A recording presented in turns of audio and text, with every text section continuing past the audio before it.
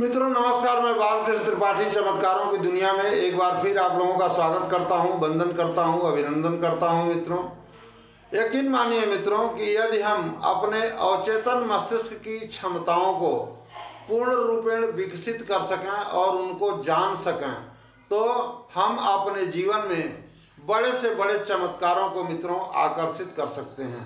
लेकिन सवाल यह है कि हम अपने अवचेतन मस्तिष्क की क्षमता को न तो जानते हैं और न ही उसका उपयोग कर पाते हैं। तो यह हमें जानना होगा और जो भी हमें जानकारियां मिलती हैं जीवन को डेवलप करने के लिए मित्रों, उन्हें हमें अपने अवचेतन मस्तिष्क में जब तक हम फीड नहीं करेंगे तब तक हमें जीवन में चमत्कारों को हम आकर्षित नहीं कर पाएंगे। आज के इस वीडियो में मित्रों हम श्रीमद् भगवद गीता के अध्याय 6 के श्लोक नंबर 27, 28 और 29 इस 4 श्लोक के बारे में हम लोग यह जानने का प्रयास करेंगे कि अपने भौतिक जीवन को समृद्ध करने के लिए हम क्या कर सकते हैं। एक चीज और मैं बार बार अपने वीडियोज में मित्रों बताता हूं कि जिसका आध्यात्मिक जीवन समृद्ध है वह निश्चित रूप से उसका भौतिक जीवन भी मित्रों समृद्ध होगा।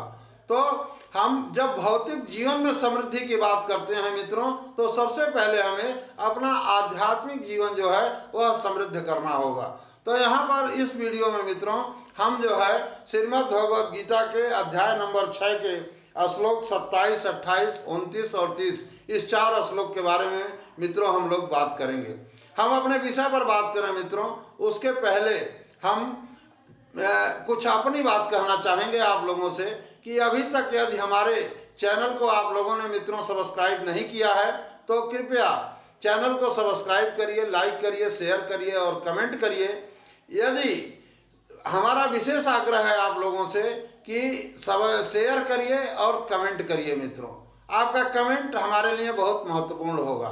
और यदि वीडियो आप लोगों को अच्छी लगती है तो निश्चित रूप से सब्सक्राइब करिए और हमारे चैनल का जो है वह एक चैनल परिवार का एक सदस्य बनने का कष्ट करिए यदि आपको अच्छा लगे।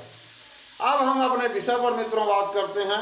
श्लोक नंबर 27, प्रशांत मनसं ह्येनं योगिनं सुखमुत्तमम् उपैति शांत रजसं ब्रह्मभूतं कल्मषम्।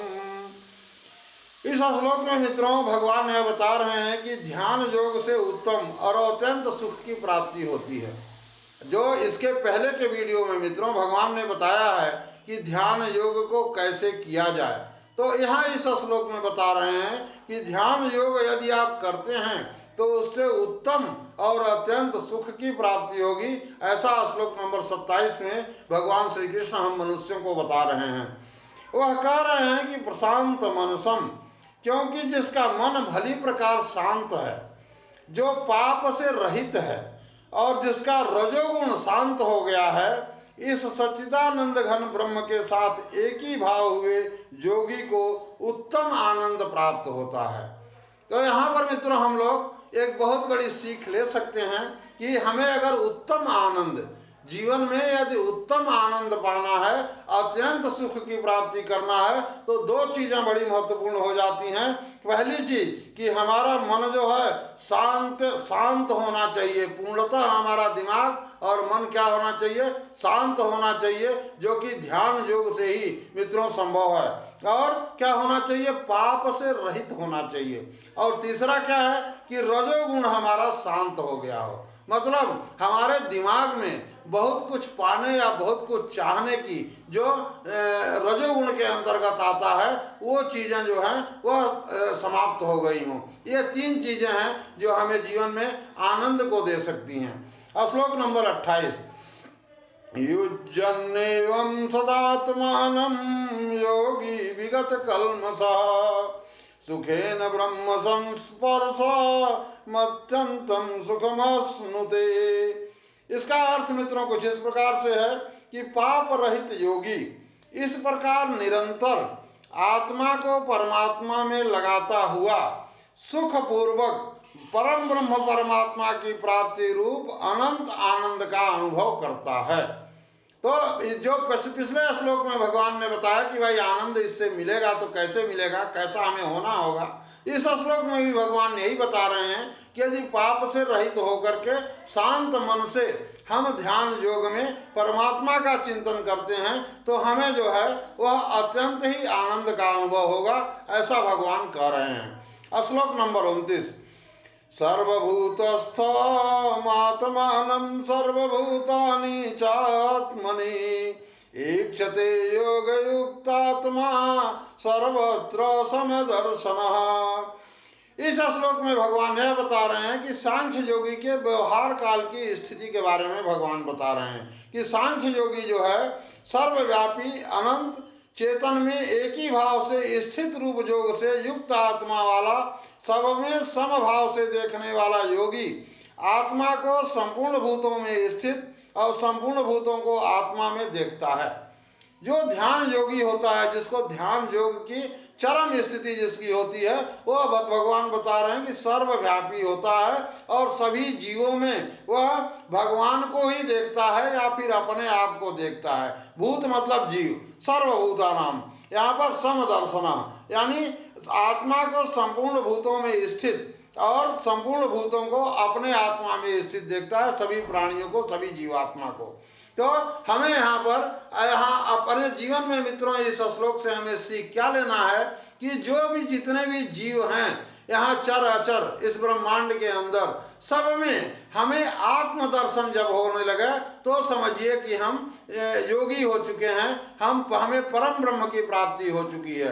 क्योंकि सभी जो भी सर्वभूत हैं, सभी जीव जो हैं, सबके अंदर ही परम पिता परमेश्वर ही दृश्यमान हैं और वही हमें होना भी चाहिए, ऐसा भगवान बता रहे हैं।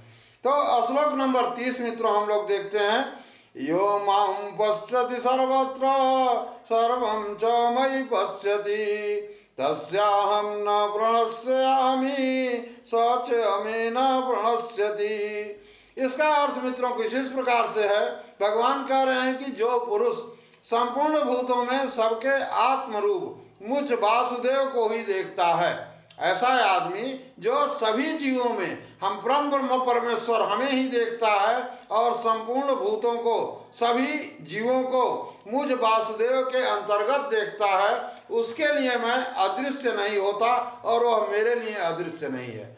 तो अगर वो ऐसा कर सका, सभी जीवों में हमें देख सका और हमारे अंदर सभी जीवों को वह देख सका, तो वह भगवान बता रहे हैं कि उसके लिए मैं अदृश्य नहीं हूँ, अप्राप्य नहीं हूँ, वह मेरे लिए भी अदृश्य नहीं है, मेरे लिए वह अप्राप्य नहीं है। यानी इस श्लोक में बहुत बड़ी बात भगवान ने बताया कि हम मात्र अगर इतना ही कर सकें कि सभी जीवों में आत्मदर्शन कर सकें, सभी जीवों में भगवान को हम देख सकें, परमात्मा को देख सकें और परमात्मा में सभी जीवों को देख सकें, तो हम योगी हैं और हम भगवान के बहुत बड़े भक्त हैं मित्रों।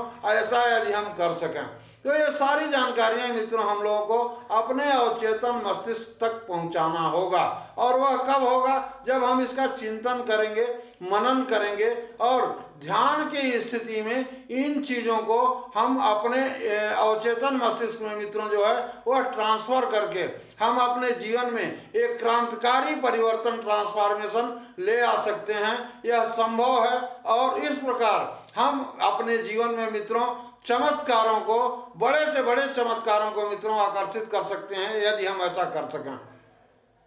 यहीं पर मित्रों इस वीडियो को हम संपूर्ण कर रहे हैं। हम मिलते हैं अपनी अगली वीडियोज में, तब तक आप लोग अपना अच्छे से ख्याल रखिए। बहुत बहुत धन्यवाद।